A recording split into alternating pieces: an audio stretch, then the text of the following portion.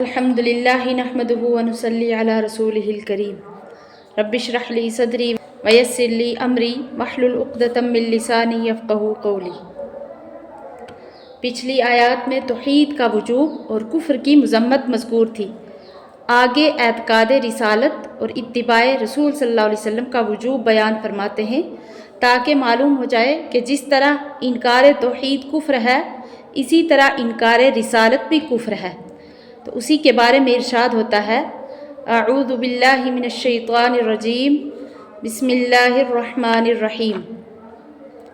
قل ان کنتم تحبون اللہ،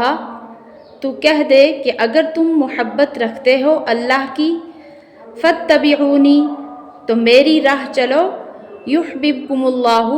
تاکہ محبت کرے تم سے اللہ، ویغفر لکم ذنوبکم،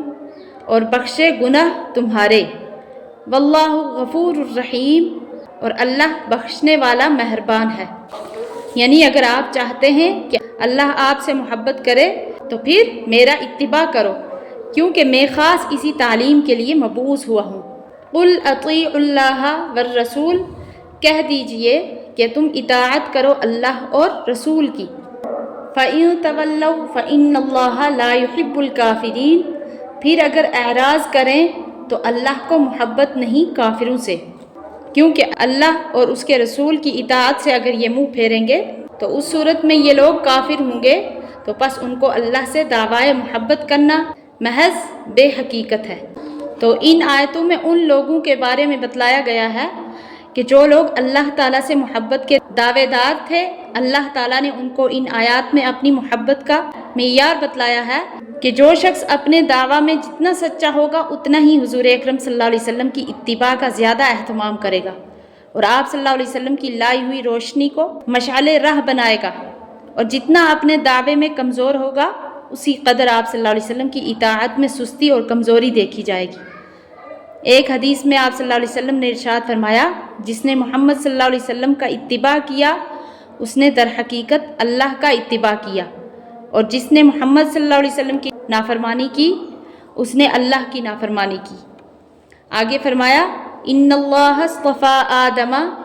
کہ بے شک اللہ نے چن لیا آدم کو،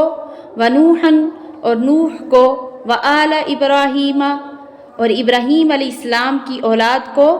وآل عمران، اور عمران کی اولاد کو، علی العالمین، سارے جہان پر، ذریۃ بعضھا من بعض، جو اولاد تھے ایک دوسرے کی،